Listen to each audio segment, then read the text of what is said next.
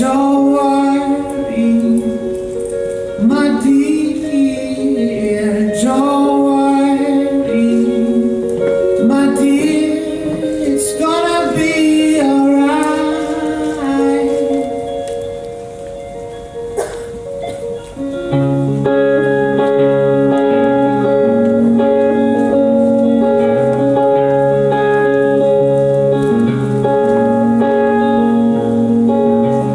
They say that ghosts are awake now. Maybe they have some advice, 'cause the train soon is leaving for me, for you, for us. Slowly the night gets tired of this silent town, and the sun slowly rises for you, for me, for us. Don't worry, my dear, don't worry, my dear, don't worry, my dear, it's gonna be alright. Don't worry, my dear, don't worry, my dear, don't worry, my dear, it's gonna be alright. Don't worry, my dear, don't worry, my dear, don't worry, my dear, it's gonna be alright.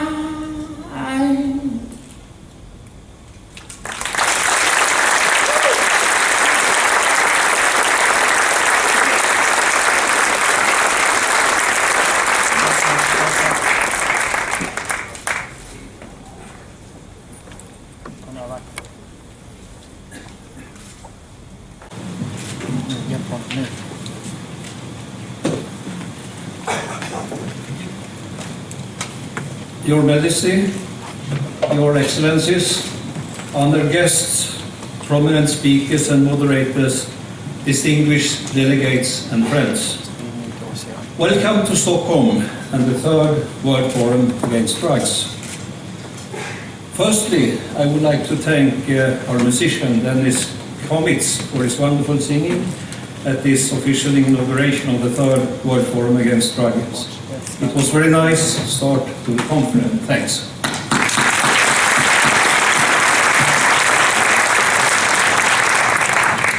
Four years ago, 2008, the first World Forum Against Drugs took place here in Stockholm. One of our major goals with the forum was to reach out to non-governmental organizations on all continents and invite their members to a world conference where they could share experiences and talk about the vision of a drug-free world. The forum was a success. One of the outcomes of the first forum was that the World Federation Against Drugs was established in 2009 as a global non-governmental organization. In 2010, World Federation Against Drugs organized the second World Forum Against Drugs. The World Forum Against Drugs is a global multilateral community of non-governmental organizations and individuals. The aim of World Federation Against Drugs is to work for a drug-free world. The members of World Federation Against Drugs share the common concern that illicit drug use is undercutting traditional values and threatening the existence of stable families, communities and government institutions throughout the world. We have since 2009, when, as I said, World Federation Against Drugs was founded, built a global network of non-governmental organizations and individuals. And today we have more than 70 non-governmental organizations as members, and more to come. The work of the World Federation Against Drugs is built on the principles of universal fellowship and basic human and democratic rights. We believe that working for a drug-free world will promote peace and human development and dignity, democracy, tolerance, equality, freedom, and justice. World Federation Against Drugs bases its work on the UN conventions. Experience tells us that a balanced and restrictive drug policy limits the problem of drug abuse. The key to success is to prevent the problem. The success of treatment is rather limited, although treatment must be a part of a balanced policy. Misuse of illicit drugs is normally initiated in close friendship relations at a relatively early stage of the drug career. Therefore, it must be a top priority to work with early intervention for a drug policy to be successful in order to limit the spread of misuse of illicit drugs. The strength of the international drug control system is its universality. But drug policies are too important to be left to drug experts and to governments alone. It is a society-wide responsibility that requires society-wide engagement. This means working with children, starting from parents and teachers, to ensure that they develop self-esteem. This means supporting family-based programs because prevention begins at home. This means advocacy. As non-governmental organizations, we can play a crucial and very important role in this matter. We will now have 3 days together to listen to speeches in plenary and special sessions, and do a lot of networking in between. All of that will be very exciting for me and my fellow organizers. I hope it will be equally exciting and interesting for all of you. This third World Forum Against Drugs is, as I said, the third one of its kind. The forum is the result of much hard work done by the many people involved, but we could not have done it without generous financial support from the Swedish government, the Ministry of Health, and the City of Stockholm. We are also very grateful to the private companies that have sponsored the forum. I would like to express our sincere thanks to Her Majesty Queen Silvia of Sweden for her strong commitment to work against drugs and her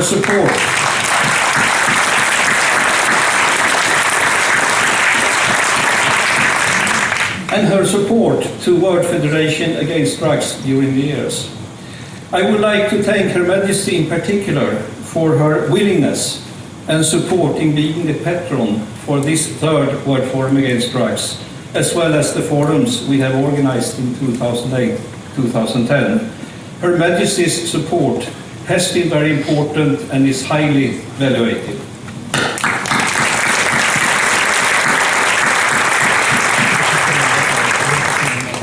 It's now my honor and privilege to give the floor to Her Majesty Queen Silvia of Sweden to formally open the third World Forum Against Drugs. Thank you.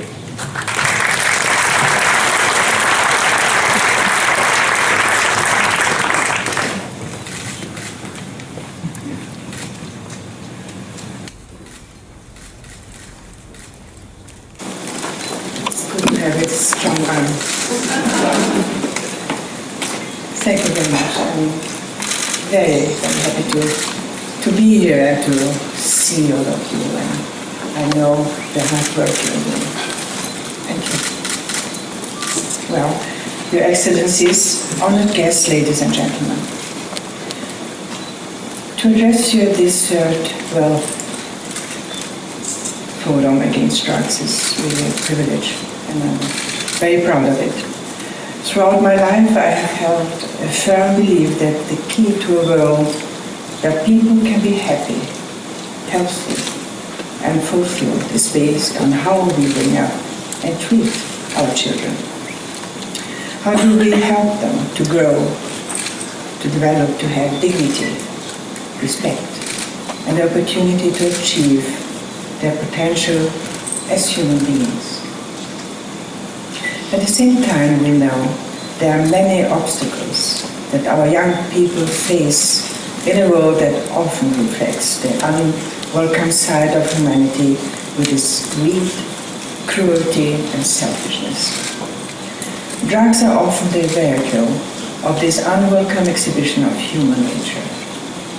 The outcome of growing, trading, distribution, and selling of drugs, both legal and illegal substances, is that they can end up in the hands of our youngsters and cause untold misery to those children, their friends, families, and communities. Do you know that every 3 minutes someone dies as a result of illicit drug use? That in the USA someone dies from misuse and prescriptions drugs every 19 minutes? That harmful use of alcohol results in 2.5 million deaths each year, and that an estimated 150 million people use tobacco, and that 75 million of these will die prematurely as a result of tobacco use. Staggering statistics, and human lives and suffering are the reality behind the numbers. The issue is an international one. What is grown and produced in one country can affect the lives of children, not only there, but around the world. We need international solutions. There are no easy answers to what is a major health issue. A response is required to address the growing and supply of drugs reaching young people, a continued focus to support and treat those who fall victim to drug abuse, but also needs increased efforts and investment in education and prevention of drug abuse. We have to educate to achieve prevention. We have to do this by offering our young people the skills and abilities to be protected from those factors that cause them to become involved. We need to consider the risk factors that often contribute to drug use. We have to provide healthy alternatives and opportunities for our young people that will help them to develop with the hope, intention, and capability to live a meaningful, healthy, and happy life. We know that prevention is not only better than cure, it is cheaper too. For every $1 we spend on effective prevention, we will save $18 that would otherwise have to be spent on treatment. My involvement with the two international charities, the World Childhood Foundation and the Mentor Foundation, has reflected this concern for young people and for the need to focus on them. In particular, they address the issues surrounding drug abuse and how we can prevent involvement with drugs and achieve a healthy and meaningful life. This conference allows us to reflect and recommit to this focus on our young people and how we can best address the issue of drugs in our policies and practice. Whether we do this from the perspective of our concern for young people in Brazil, Colombia, USA, or here in Sweden, I would like to suggest our reference point should be the Convention of the Rights of the Child. Such conventions can often be seen as mere words. Our job is to ensure they are translated into politic and practice. I would therefore like to close with 3 references from the UNICEF Summary of the Rights of the Child Convention and ask us all to consider if what we are doing and planning reflects that we are translating theory into practice. It is a challenge that we can all respond to as governments, organizations, or individuals. The first statement is, governments have a responsibility to take all available measures to make sure children's rights are respected, protected, and fulfilled. And I suggest it's not just governments, but how well are we all doing in achieving this laudable aim? Secondly, governments should use all means possible to protect children from the use of harmful drugs and from being used in the drug trade. All means possible. Do we really invest as much as we should in education and prevention efforts for our young people? And finally, the best interest of children must be the primary concern in making decisions that may affect them. All adults should do what is best for children. When adults make decisions, they should think about how their decisions will affect children. The primary concern is the best interest of our children and the decisions we make in their best interest. They are our global family of children and they are our responsibility. I'm sure that this forum will conduct its deliberations with these 3 key points in mind and ensure that what we say, but more importantly, what we do, will be the best for our children both now and in the future.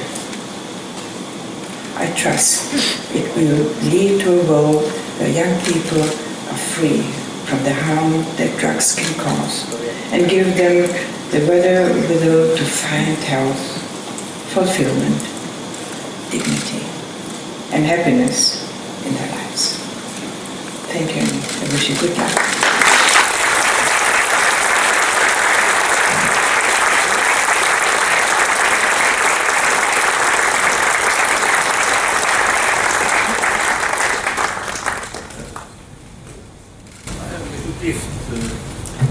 In Sylvia, World Federation Against Drugs has bought to protect 1,000 hectares of Amazon rainforest, a certificate which we will give to everyone participating and speaking at this forum. And the first one I would like and love to give to Her Majesty Sylvia. Thank you very much for coming.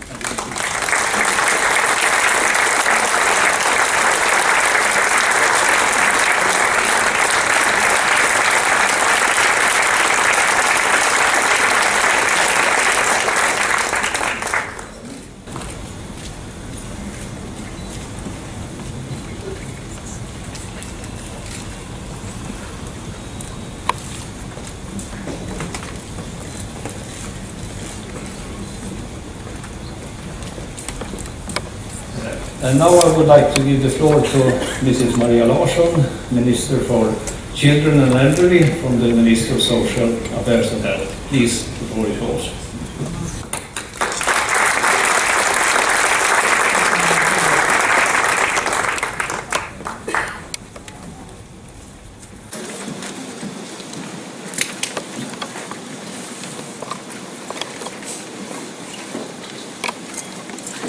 Your Majesty, Mr. Carlson, honored guests, ladies and gentlemen. I would like to thank Her Majesty Queen Sylvia too for participating here today. We all appreciate your clear commitment in this and many other issues related to social responsibility, especially where children are involved. And I know that Her Majesty have busy days because tomorrow there will be a christening ceremony for Her Majesty's first grandchild. We are all so excited about it. The newborn Crown Princess of Sweden, so thank you for participating here today. And let me say to all of you, welcome to Stockholm. We can offer sun and warm and nice summer weather for the moment. But because on the latitude here, we can also offer snow during a dark winter. You are welcome back. Swedes belongs to the people who live longest in the world.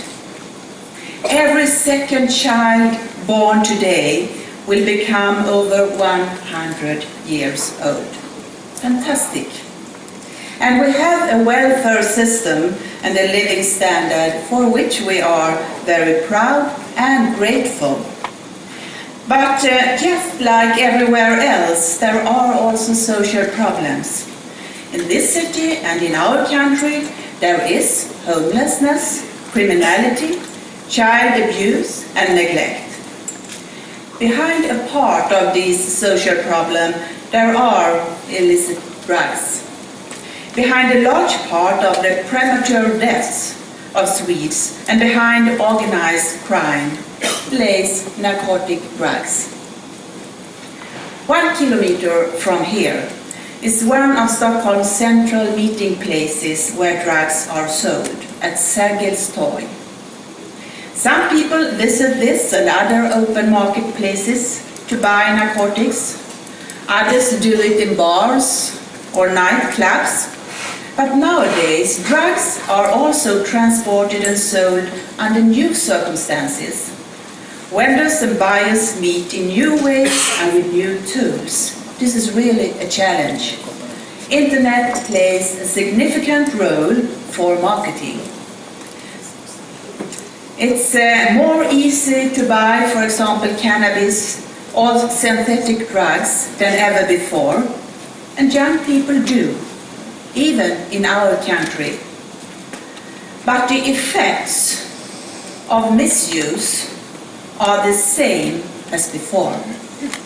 This is the background in which we meet these days in Stockholm. The health and welfare of mankind is at the heart of the international drug control conventions.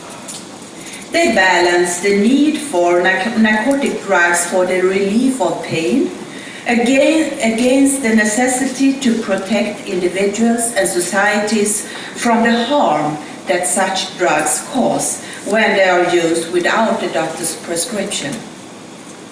Drug abuse limits human potential and diminishes the freedom to choose, and often it leads to addiction. At stake here is both the dignity and the health of the individuals. I see this as a human rights issue. We recognize the inherent dignity of every human being by doing all we can to prevent illicit use of drugs. The organizations and individuals who question the international drug control conventions don't see it like this. For them, a restrictive drug policy equals a punitive policy, and the fight against drugs equals war. They do not recognize that the drug policy based on the premises of the international drug conventions is human, balanced, and restrictive in nature. But that's the way it is, because it recognizes the addictive nature of narcotic drugs. That's the way it is, because it aims at protecting the health and dignity of the individual. Prevention must be the core of such a policy. To protect young people from being exposed to drugs is to work for dignity and health. When we discuss prevention, we must also see how narcotic drug drugs relate to other substances. The objective must be to tackle the totality of problems caused by the use and abuse of substances such as alcohol, drugs, and tobacco, both for the individuals but also for society at large. We must learn to see the common factors underlying the origins of the problems and their solutions. Some may reply that alcohol and tobacco are legal products, while illicit drugs are illegal, and that's correct. But today we know that risk factors to start to use narcotic drugs, to drink alcohol at an early age and to start smoking are similar. In prevention, we also know that the protective factors are similar. The prospects of changing behavior patterns and norms are greater if measures are taken in a number of different areas and if actors work together. An important motive for prevention, where we focus on all the substances, is that it puts the individual in center. It puts the child, the parents, and the family in center. And this brings me to the second argument why human rights and the right of dignity should be our argument. It is because it must be the individuals who are affected by drug abuse which must be the focus of our attention. Proponents of drug legalization use the respect for the rights of drug users as one of their main arguments for rewriting the current conventions. Our argument is that we recognize the right of everyone to the enjoyment of the highest attainable health. It is important indeed to guarantee equal rights to health services for everybody, including people who are addicted to drugs. But to merely limit the harms associated with drug abuse is not sufficient. We have higher ambitions than that. We want to break the cycle of dependence through offering a variety of treatment services aiming a full recovery and eventually a drug-free life. Therefore, to be offered treatment and care is a question of the right to health and the right to dignity. No one of us, I'm sure, would recommend a close relative only clean needles or give them a map to find the closest injection room. Just to limit the harm caused by the addiction. No, we all strive for a life to live which is free from drugs. That is what we want for ourselves and for our children. Why shouldn't this also be the case for the one who is addicted? So the issue of addiction is fundamentally a moral issue and an issue of responsibility. Among addicts, there are also many who are parents, and their children have the same right as other children to grow up in circumstances free from the effects of drug abuse. I'm also the Minister for Children's Rights, and one of the most important obligations for society is to protect children and young people from harm to their physical and psychological development. This of course includes illicit drugs. This is why I want to remind us, when we speak of human rights, that we have legally binding obligations under international law to promote and protect children's rights. Good living conditions does not include illicit drugs. I know that other speakers will elaborate on the topic of the Convention on the Rights of the Child. let me just remind us that it is a duty to protect children from drugs according to Article 33 of the Convention. Protection against drugs is therefore unquestionably a human rights issue. Protecting children from drugs is not an option for states according to this convention. It is an obligation. This year, it is 100 years since the first multilateral drug control convention was agreed in The Hague. With this convention, the principle of drug use only for medical and scientific purposes was enshrined in international law for the first time. What we see today is that premise of the conventions are called into questions. Well-funded and very active organizations work to undermine the general agreements that we have achieved. The arguments involve, as I mentioned, human rights. They describe the failed war on drugs, and they say that science is on their side. Their answers include liberalization, from some proponents, even legalization. Our response must be about freedom from drug addiction and misery. Our response must be about prevention, about human substance abuse treatment, about education, and about support and rehabilitation. And it must be about access to controlled, scientifically based methods of alleviating pain.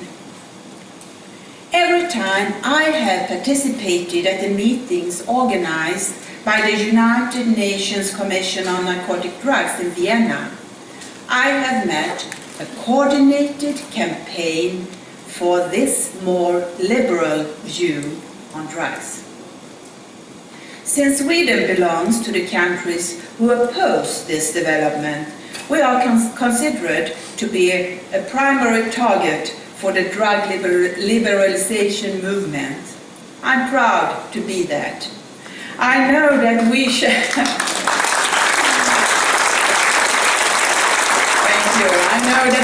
that with several other countries. And present here at this conference are high representatives from the United States, the Russian Federation, United Kingdom, and Italy, and many other countries. I'm happy to see that you are present here.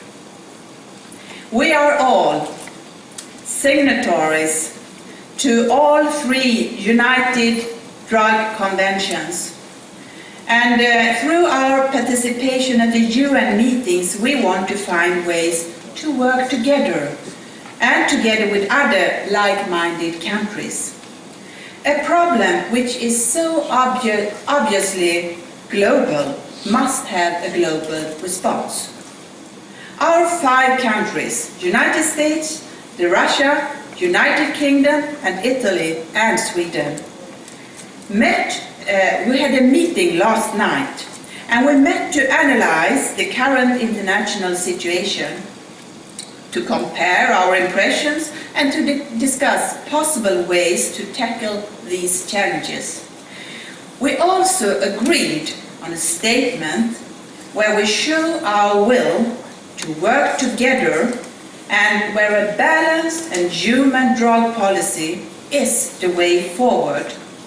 We will soon sign this statement at a press conference, and we will also invite more countries to join us and to sign the statement later on. Legalization drugs is not the answer. To do that would make a big problem grow bigger. But we need better tools and better cooperation. So let this be the starting point to be more active and better organized all like-minded countries, I really want to invite you to this cooperation.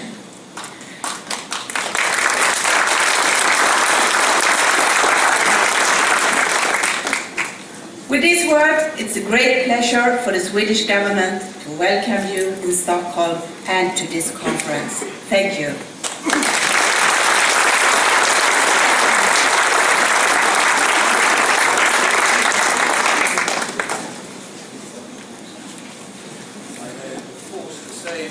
Gift as a remembrance of this conference to Mrs. Maria Larsson.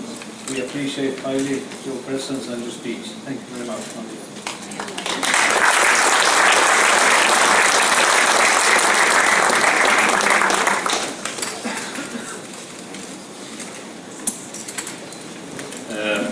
And now it's my pleasure to give the floor to the Deputy Mayor for Social Affairs in Stockholm, Mrs. Anna König-Järmid. As we know, we are in Stockholm, and Stockholm has been very important for making this conference come to fruition. So I'm very pleased to say welcome, Anna.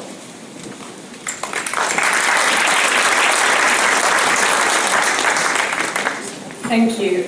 Your Majesty, Honourable Minister, Excellencies, esteemed Professor, distinguished guests, ladies and gentlemen. It is my honour to welcome you all to Stockholm, the city which we proudly call the capital of Scandinavia. Stockholm is a city built on, I like that. Stockholm is a city built on 14 islands and is a city and a home of more than 870,000 inhabitants, including many from countries all over the world. The premises we currently are at is an old brewery that you can say represent the old industry, and looking out these windows today, you will see a capital that has evolved from a small industrial city to a place that has become the economic center of Scandinavia, with the largest gross regional product and the highest number of multinational companies.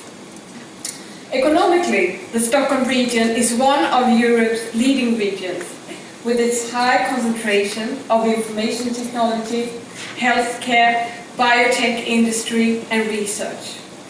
And we are dedicated to further develop our beautiful city to attract people and company that wants to look for quality of life for many generations to come. So it is with a great pleasure that I welcome you all to this third World Forum Against Drugs. Drug abuse is a serious problem that knows no borders, and Stockholm is no exception.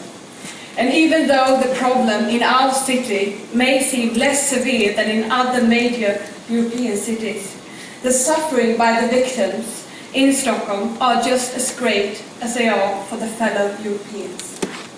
And since 2004, Stockholm has had a unified approach towards drugs. The Stockholm Tobacco, Alcohol and Narcotic Program is focused on prevention, early intervention and care and treatment. The program unifies all of Stockholm's initiatives, policies and goals regarding preventing the abuse of tobacco, alcohol and narcotics. And it is implemented in all aspects of the city's obligation and includes everything from physical urban environment to the school to the city's role as an employer. Experience has shown that prevention must be done at all levels in the society. Preventive measures are often directed at children and adolescents. This is all well and good, considering the severe consequence of drugs of young people that have not yet reached the physical maturity. However, measures directed at adults in order to prevent risk behavior are of significance too, since behavioral attitudes of adults are conveyed to children and adolescents through their families. Prevention is all about, as you know, about identifying both risk factors and protection factors. Attention should therefore be paid to both factors that increase the risk of a certain problem arising and factors that offer protection, and thereby counteracting the emergence of drug abuse. Prevention work is often equated with measures whose specific purpose is direct prevention. For instance, information about drugs to parents. However, Stockholm's approach prevention recognizes that other social programs and investment may also have drug preventive effects, even if the primary objective of the initiatives was not to prevent drug abuse. For instance, a good school environment is desirable for many reasons in order for the school to function well. And the fact that pupils feel secure and are successful in the studies has also proven to have a good drug preventive effect. And by having this broad outlook, including everything that is in fact preventive, the spectrum of important arenas and players become wider. By measuring progress, we improve our ability to focus and expand our successful programs. By doing this, we can prioritize successful methods in favor of others. And we believe this will lead to a further improvement of our overall drug preventive effort. Our action and our leadership are essential to cause to minimize the harm of drug abuse in our society. And Sweden's three major cities, Stockholm, Gothenburg and Malmö, are all facing the same challenges, especially when it comes to cannabis, when it becomes cheaper, more accessible and more popular amongst our youngsters. An inter-city collaboration between these cities is a part of our national strategy that was initiated by the Minister. And we have so much valuable knowledge and experience to spread, both from efforts that worked and that failed. And that's also a very important reason why we are here today. Apart from the efforts of the city and of the regional and national level, I find it essential to emphasize the importance of the civil community at large. Family are the primary and most important arena for prevention work. And being a mother, I'm aware of the importance of parents when it comes to transferring values and attitudes to our children. And I'm also very much aware of the difficulties that many parents face when they're confronting their children about drugs and about the dangers such as cannabis. As a community, we must support parents to help them deal with these challenging and important tasks. And to be successful, any prevention work must include parents. To a certain extent, this can be achieved through the work of schools, but also by medical measures and various types of parental training programs. And finally, it is in the spirit of the community in large, from families to local sport clubs to churches, that is decisive in shaping attitudes against drugs.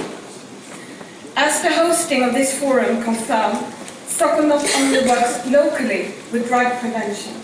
Our city has a long track record of active participation in international efforts against drugs. One example is that Stockholm took the initiative to forming the European Cities Against Drugs, aiming to unite major cities in Europe to fight and to stop the legalization of drugs. And the fight against drugs must be fought together. Our methods must be based upon scientific knowledge. And we stand united alongside our friends from Japan, Sri Lanka, and the United States, and many other countries that are represented here today. So at last, I wish you every success in your discussions today and tomorrow. And once again, a warm welcome to Stockholm. Thank you.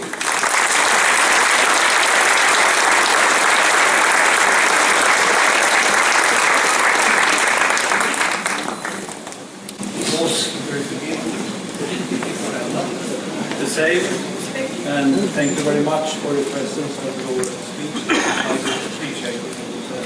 Thank you very much, and I hope we can see you soon again at some of our conferences or activities supporting what we are doing.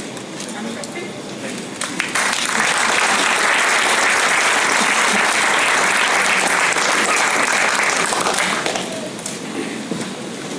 And now it's my pleasure to give the floor to Dr. Robert DuPont from Washington, United States. Robert is a medical doctor, psychiatrist, and president of the Institute of Behavior and Health. But among many other contributions during the years, he was the first director of the National Institute on Drug Abuse in the US and was the second White House drug chief. The floor is yours, Robert.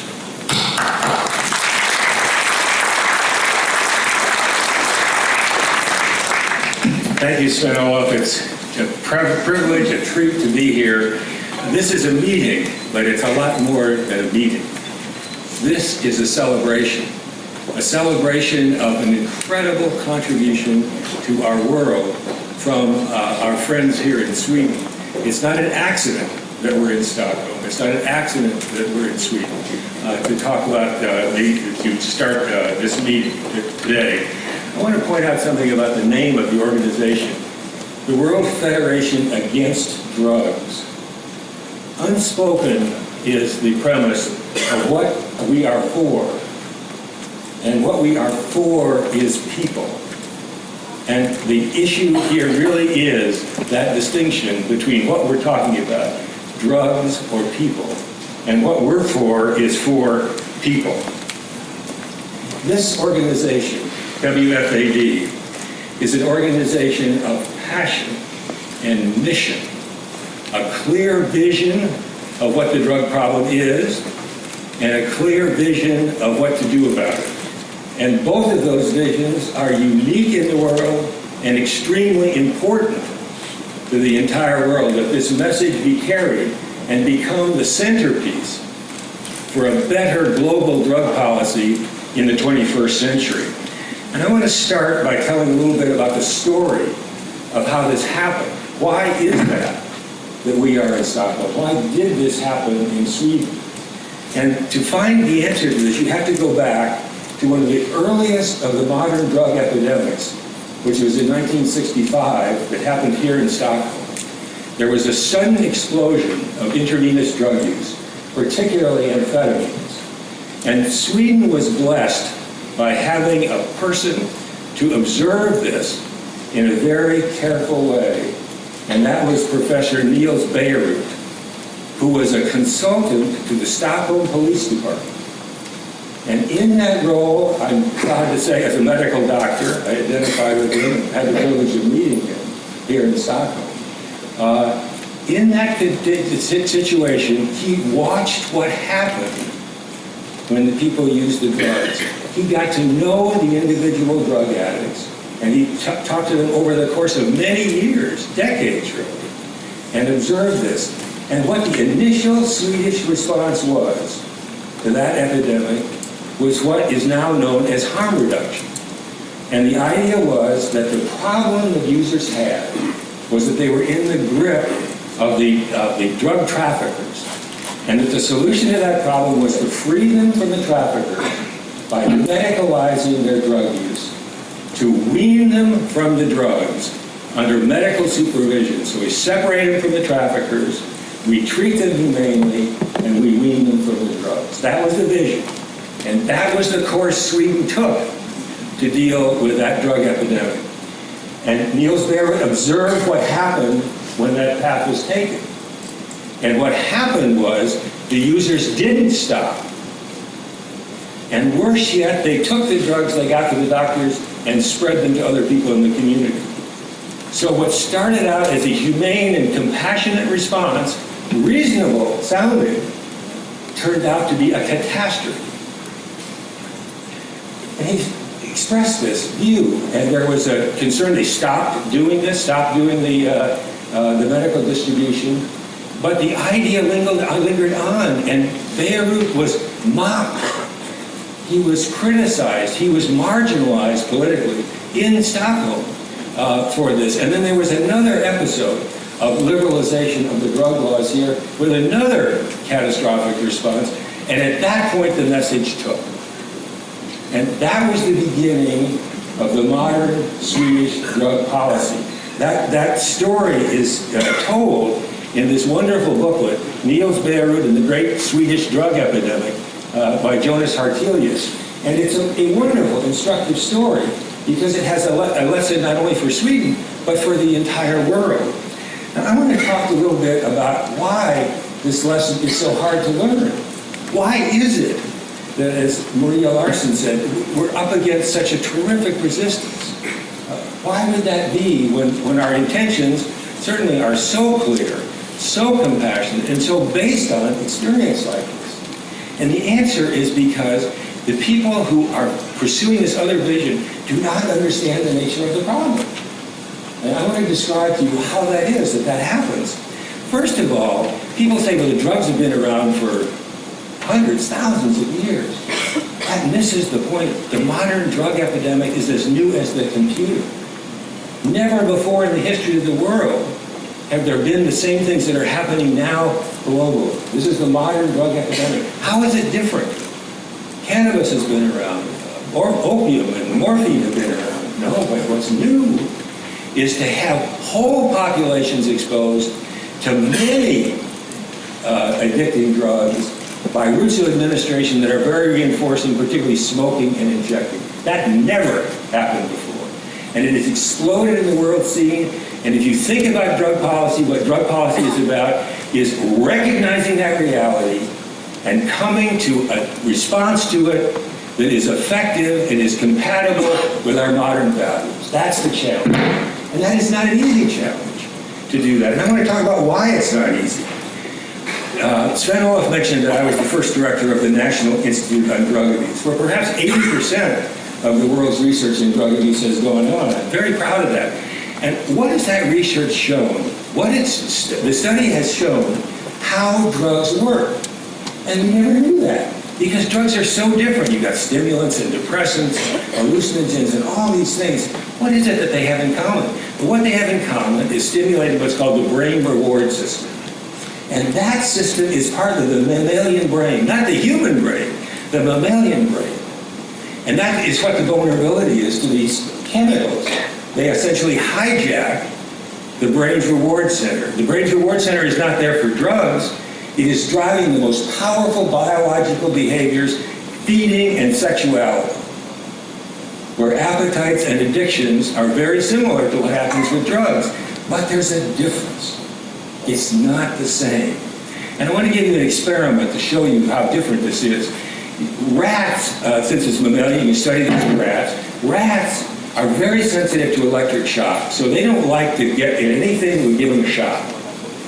So if you put a rat here and put a grid, electrical grid here, and put a reward over here, you can assess how motivated the rat is to go across that grid with a shotgun. The rats will die before they will go over that shock for food or sex. But they will walk across it like it's not electrified for drugs. Now that's the biology we're talking about. It is a super stimulation of the natural brain reward system. The miracle is not that we have so many people using drugs, it's that we don't have more people using drugs, given this biology. And the rats will use the drugs until they die, if they have all the drugs they want. That is the biological reality that we are facing, and it is not a simple kind of a thing to see, that reward and reinforcement. But I want to come back to something like drug policy. We talk about a balanced program. So we'll talk about that. Balance of law enforcement and treatment. Balance of supply reduction and demand reduction. The game in drug policy is about demand reduction. And what Niels Behrens said is, you're going to win or lose this in dealing with the individual drug user. I don't want to talk about that. The supply system is there to meet that demand, and unless you can reduce that demand, you are fighting a losing battle. That is the game that we're talking about here. Now, I talked about our opponents. I am not one to vilify those who disagree with me. I have so many people who disagree with me that so much I would be a very lonely person if I did that, actually. But I think it really has to do with a misunderstanding of what was going on and what is the nature of the drug experience. And what happens with our opponents is they look at individuals who are using drugs in a harmless way, nothing bad is happening to them, and they want to protect their right to do that, and they define that as a human right. And what they don't look at is where that goes, and that was one of the things that Niels Bohr did. He looked at how it plays out. Where does it go in the person's life? And where it goes is chemical slavery. That is what drug addiction is. That is the antithesis of freedom. That is the modern form of slavery and degradation of the human spirit. And so what we're talking about here is protecting people from that slavery. What is coming from Sweden is an emancipation declaration from chemical slavery. And it is not a simple thing, but it is very important. I want to tell you a study that I'm very proud to have been involved in, was the principal investigator in. And that was to look at treatment. What happens in treatment? And how good can treatment be? And what I discovered was the best outcomes in any treatment population in the world are among American physicians who are in what's called a physician's health program. And what this program is, this is in all the states in the United States, a doctor who's addicted to drugs or alcohol is put into this program that requires monitoring with drug testing and alcohol testing on a random basis. Each day, the person goes on the internet or calls to see whether he or she needs to be drug tested that day. And it's done on a random basis for 5 years or longer. Any single positive test for alcohol or drugs, and the doctor is out of his practice or her practice. Temporarily at first, and if it's repeated, they're going to lose their licenses. Now, how does that work? They go to treatment, but the key is the monitoring and the consequences. And here's a study of the urine test results from that study. 78% of those physicians never had a single positive test for either alcohol or drugs for 5 years or longer. You don't have any studies that look like that for that kind of duration. How does that work? Why does that work? We talk about it glibly, about referring somebody to treatment. Niels Bohr was clear what happens when you refer an addict to treatment. And that is he drops out, or he doesn't go at all. And if he does go, he's going to relapse very quickly. Why is that? Because of this brain and what's going on. The person, once he's stabilized from the hell of the drug use, he's free, but he relapses. Why would you relapse? Because the person thinks he can handle it. It's going to an abusive chemical lover. And like in an abusive love affair, the person wants to hold on to the lover and to deny the consequences. The difference in the physician's health programs is that they are tested rigorously with consequences, and that's where the magic is. That's a bare root kind of concept. That's not warm and fuzzy. That's not just, well, tell them not to do it. Because telling them not to do it for a lot of people doesn't do the job. And that's why it's going to take some serious rethinking about what we're doing that I think is very important for us to think about.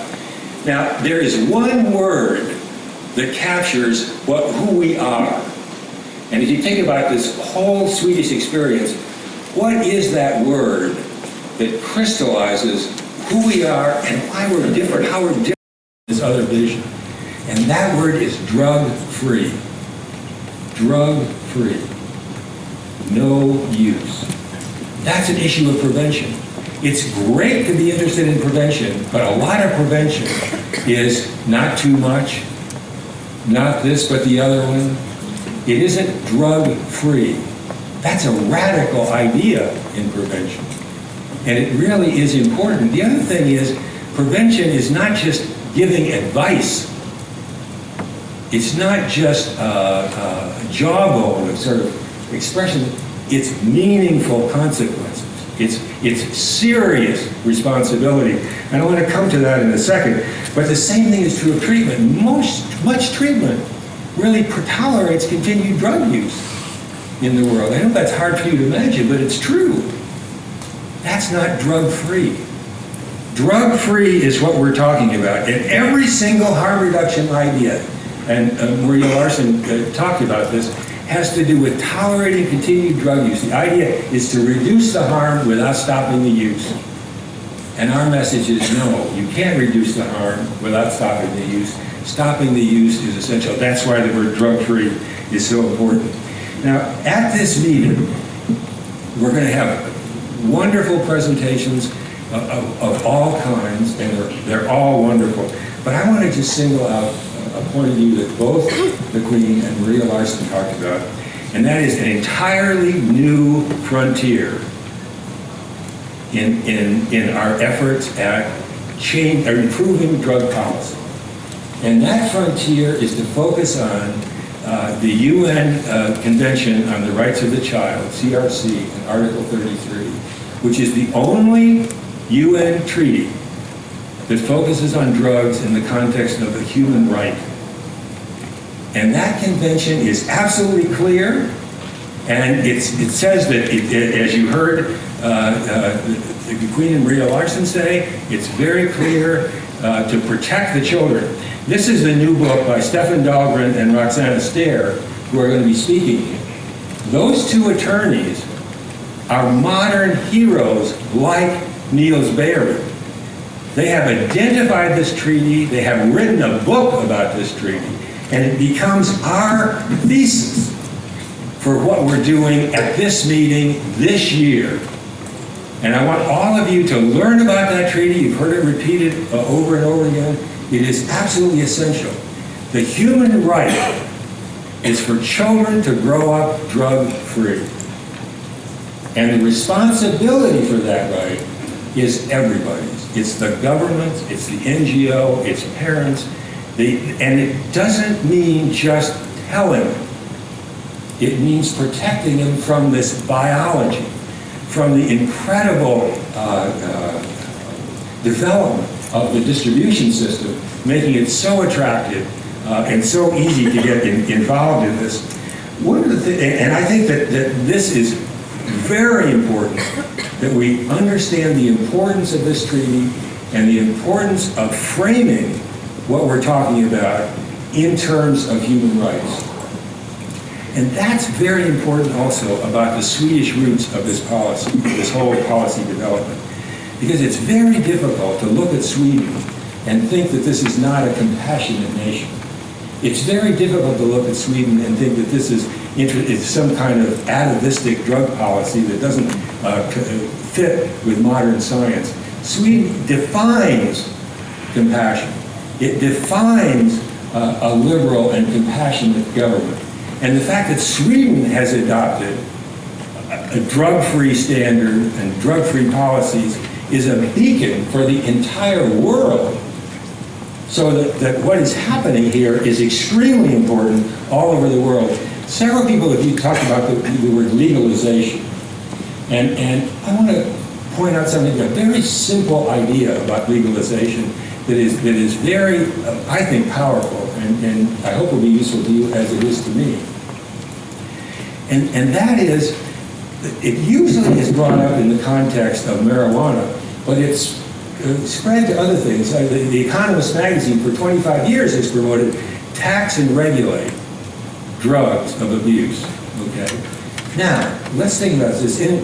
Director Kierlikowski, who's one of my heroes and an incredible leader in our field, has come out very strongly about legalization being a bad idea. But let me give you just a simple example of this that makes it very clear. We have a terrible problem in the United States and in the world of prescription drug abuse. As we've had in the last 2 decades an explosive use of opiates to treat pain, they have become very much available throughout our society. I was talking to somebody yesterday whose son went to a dentist for a fairly minor procedure, and the dentist gave him 30 Vicodin tablets for a minor procedure. What's going to happen to those pills for him and his friends and everybody else? It just exploded like that. Well, let's just take the oxycodone problem, or OxyContin is a trade name, and think about that problem. We now have more deaths in the United States from drug overdoses than we have from highway fatalities. That never was true before. The drug overdose deaths are on that slope, and the highway fatality slope are that slope, and they've crossed. Now think about the oxycodone problem, and think there's no mafia involved in that. What would happen if we legalized oxycodone? Well, think about the concept. We're going to tax and regulate oxycodone. So we're going to sell it in what, supermarkets, in the liquor stores? Well, I don't exactly know, but we're going to tax and regulate it. And we're going to take the money from the taxes, and we're going to educate people not to use oxycodone. And we're going to take the tax money, and we're going to fund treatment. That's the way they argue it. They really do. I know you're laughing, but this is the argument that they make. Say, okay, now, here we go in a society, and we're going to legalize oxycodone, and we're going to tax and regulate. This is what the economist wants. What do you think is going to happen? How's that going to play out? Where are those drugs going to go when they're sold? What dose are you going to do? You know, like medical marijuana, you give them a card and say, for the next year you can buy as much as you want? It's laughable. It's laughable. But nobody ever says it is these people, and so they get away with this crazy kind of stuff. One last thing about the Roxana Steer and the Stephen Dahlgren program about the Article 33, and that is the key to making that work, and why that is the wedge that we need to pursue these modern policies, is because it focuses on young people. It focuses on youth. Whatever you can say in the controversies about adults using drugs, there's nobody who thinks kids should use drugs. There is no constituency for that. So you cut through a lot of controversy by just focusing on kids. And the other thing is to think about how the adolescent brain, one of the great developments in neuroscience, and Bertha Madras is here to talk about it at our meeting, is the specific, unique vulnerability of the adolescent brain to substance abuse. The younger the person uses, the more malignant the course, the greater the possibility of addiction, and the more difficult it is to recover. So simply saying we want to protect youth, kids, underage, from any drug or alcohol or tobacco use is an extremely powerful concept that is going to get lots of people interested in it, and it is very, very important. Now, I want to especially thank, in closing, Queen Sylvia for her leadership. She not only has been the patron of our 3 World Forums, but has dedicated herself to young people and devoted herself in a tireless fashion. I had the privilege of talking to her several times, and her lifestyle is a very challenging one. It never occurred to me how difficult it is, challenging it is to be a queen, but she's very busy all the time. And her passion is young people. And her passion is particularly in terms of drug prevention. And I thank you very much for this leadership and for what you've done for our field and for being here today.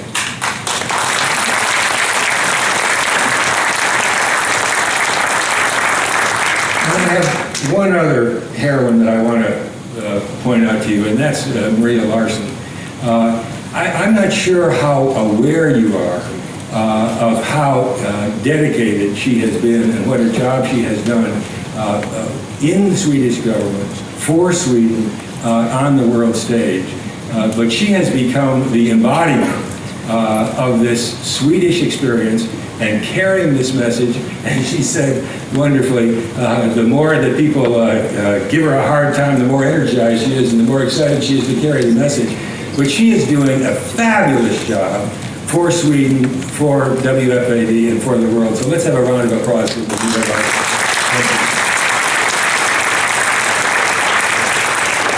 So I want to end with a thought, and that is to all of you to learn, to share, to build, to help us build WFAD and these world forums, to feel linked together in a community that has a mission, that has a concept of drug-free, that has a goal of liberating people from the chemical slavery of drug use, that has a way of doing that is rooted in the Swedish experience.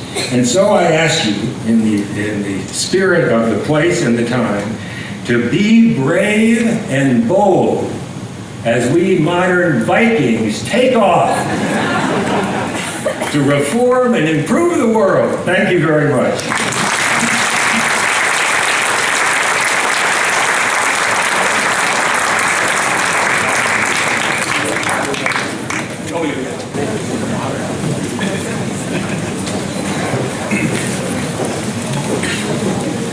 Thank you very much, Robert. Excellent, as usual. Thank you very much. We admire your support. Thank you very